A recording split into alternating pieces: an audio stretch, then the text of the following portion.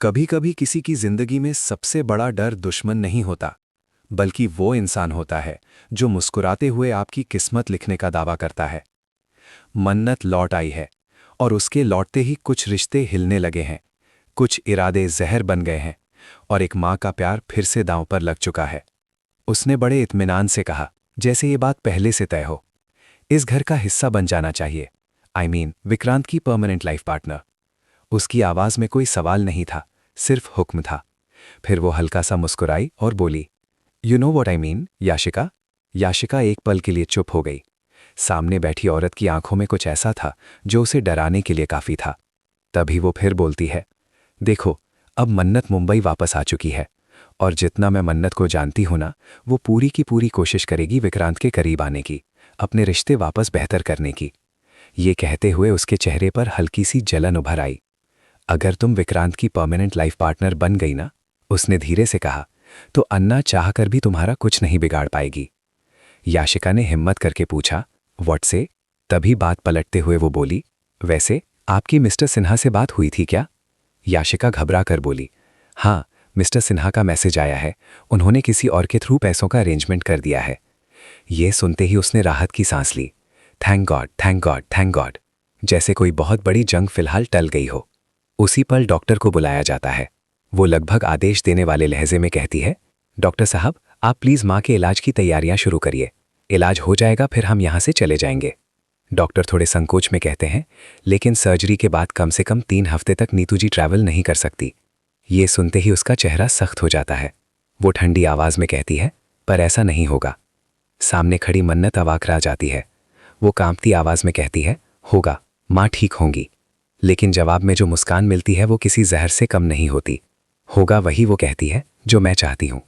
तुम चाहे जितनी कोशिश कर लो, होगा वही। फिर वो मन्नत के और करीब आकर बेहद क्रूर सच्चाई बोल देती है, तुम्हारी किस्मत में माँ का प्यार लिखा ही नहीं है। तुम हमेशा से ही एक दिन मांगी गई मन्नत थी, और वही रहोगी। मन्नत का दिल जैसे टूट कर रह जाता है। उसी पल पीछे से एक आवाज आती है, आरजू जी, आप यहाँ। और सबकी नजरें उस दिशा में मुड़ जाती हैं। माहौल अचानक और भी आरजू जी के अचानक वहां आ जाने से माहौल एक पल के लिए थम सा गया। मन्नत की आंखें अब भी नम थीं, लेकिन उसने जल्दी से खुद को संभाल लिया, क्योंकि वो जानती थी कि यहां कमजोरी दिखाना मतलब खुद को और अकेला कर देना। आरजू जी ने चारों तरफ नजर दौड़ाई और माहौल की गंभीरता को तुरंत भांप लिया। उन्होंने मन्नत की तरफ देखते हुए पूछा, सब ठीक तो है? मन्नत कुछ बोल पाती उससे पहले ही वही औरत बीच में बोल पड़ी, सब बिल्कुल कंट्रोल में है, बस कुछ लोग अपनी जगह भूल जाते हैं। ये ताना सीधे मन्नत के दिल में लगा। मन्नत ने धीमी आवाज में कहा, माँ की तबीयत बहुत खराब है, प्लीज अभी कोई बात मत कीजिए। लेकिन जवाब में जो हंसी मिली वो बेहद ठंडी और बेरहम थी। माँ, उसने दोहराया, जिस प्यार के तुम बात कर रही हो ना, वो तुम्हारे हिस्से में कभी था ही नहीं। मन्नत के हाथ कांपने लगे। उसे अपने बचपन के वो सारे पल याद आने लगे, जब उसने हर बार माँ के प्यार के लिए खुद को साबित करने की कोशिश की थी। आरजू जी अब और चुप नहीं रह सकी। उन्होंने सख्त लहजे में कहा, बस कीजिए, ये अस्पताल है। लेकिन वो औरत रुकने वाली नहीं थी। उसने मन्नत की तरफ देखते हुए कहा, तुम चाहे जितनी भी कोशिश कर लो, इस घर में तुम्हारी जगह कभी पक्की नहीं होगी। तुम बस एक जरूरत थी, एक मन्नत। ये शब्द मन्नत को भीतर तक तोड़ देते हैं। उसकी आंखों से आंसू बह निकलते हैं, लेकिन वो उन्हें पहुंचते हुए खुद से ही कहती है कि अभी टूटना मना है। उसी वक्त नर्स आकर बताती है कि कुछ दवाइयां तुरंत बाहर से लानी होंगी। मन्नत बिना कुछ कहे बाहर की तरफ बढ़ जाती है। कॉरिडोर में चलते हुए उसके कदम भारी हो जाते हैं। वो दीवार का सहारा लेकर खड़ी हो जाती है और फूट फूट कर रोने लगती है। मैं कब तक साबित करती रहूंगी कि मैं भी किसी की हूं, वो खुद से सवाल करती है। तभी उसका फोन बजता है। स्क्रीन पर विक्रांत का नाम चमकता है। मन्नत का दिल जोर से धड़कता है। वो कॉल उठाती है, लेकिन बोल नहीं पाती।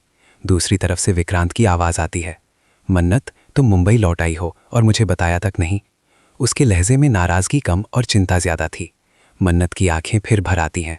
वो बस इतना कह पाती है, सब ठीक नहीं है। ये सुनते ही विक्रांत चुप हो जाता है। मन्नत जानती है कि अब सवालों की बौछार होने वाली है, और सच छुपाना पहले से कहीं ज्यादा मुश्किल।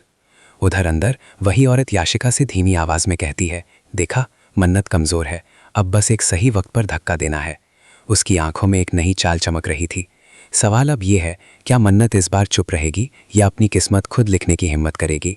मन्नत ने जैसे ही फोन काटा, उसका दिल बुरी तरह कांपने लगा। उसे पता था कि अब विक्रांत को रोकना आसान नहीं होगा। कुछ ही देर में वो कदमों की आहट सुनती है और अगले ही पल विक्रांत सामने खड़ा होता है। उसकी आंखों में ढेर सारे सवाल थे और चेहरे पर उलझन।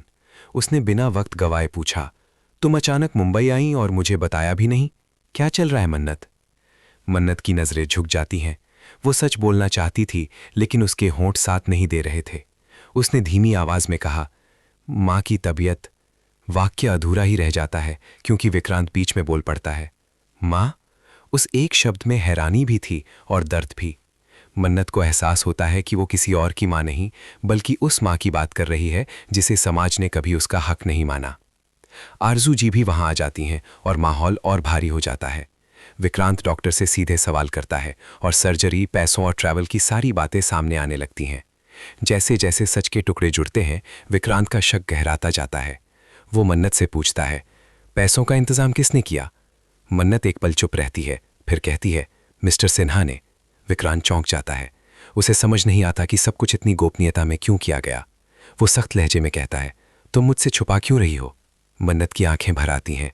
वो कहती है, क्योंकि हर बार जब मैंने सच बोला है, मुझे उसी सच की सजा मिली है।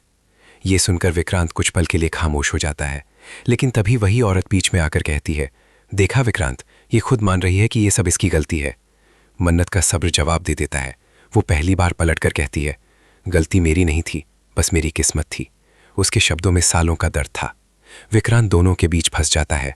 वो देखता है कि मन्नत टूट चुकी है, लेकिन फिर भी खड़ी है। उसी पल नर्स बाहर आकर बताती है कि माँ की हालत अभी भी नाजुक है। ये सुनते ही मन्नत दौड़कर बैठ जाती है, जैसे उसकी सारी ताकत खत्म हो गई हो। विक्रांत उसके पास जाता है, लेकिन छूने से पहले रुक जाता है। उसे समझ नहीं आ रहा कि भरोसा करे या शक। दूर खड़ी आशिका ये सब देख रही होती है और उसके चेहरे पर डर साफ झलकने लगता है।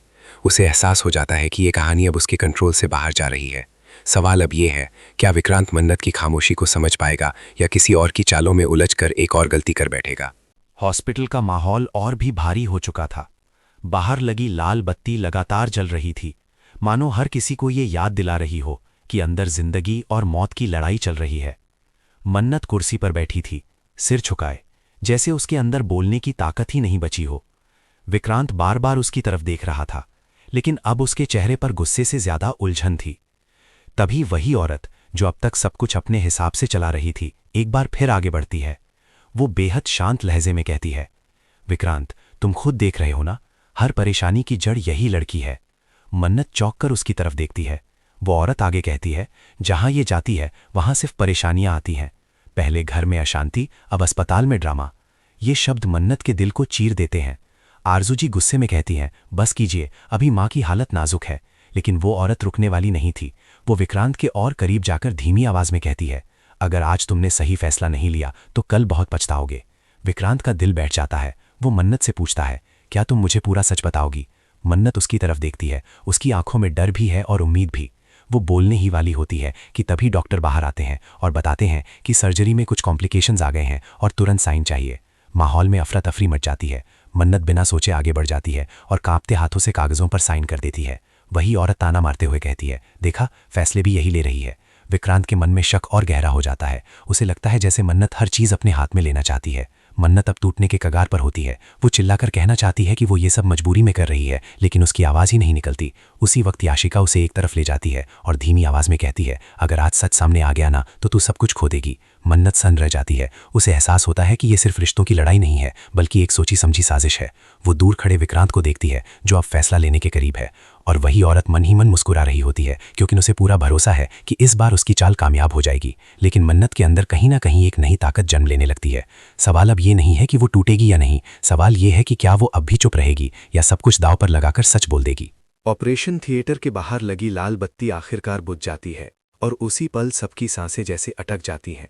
डॉक्टर बाहर आते हैं और बताते हैं कि सर्जरी सफल रही है, लेकिन नीतू जी को अभी होश आने में वक्त लगेगा और अगले कुछ घंटे बहुत अहम हैं।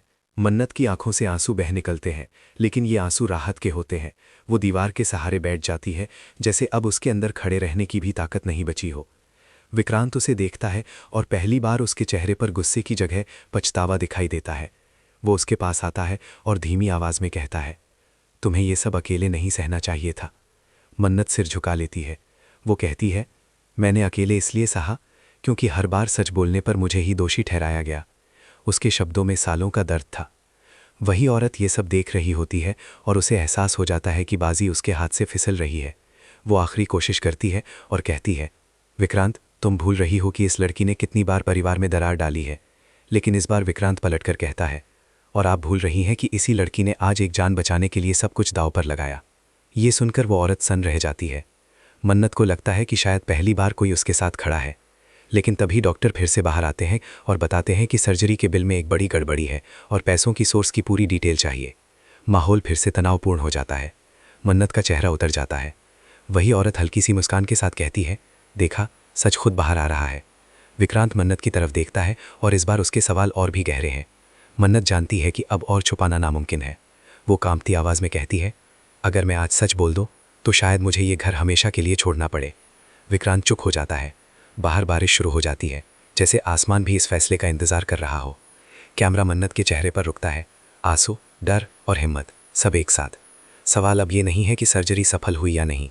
सवाल ये है कि क्या मन्नत अब सच बोलेगी, और अगर बोलेगी तो क्या वो इस घर की परमानेंट हिस्सा बन पाएगी या हमेशा के लिए सिर्फ एक मांगी हुई मन्नत बनकर रह जाएगी।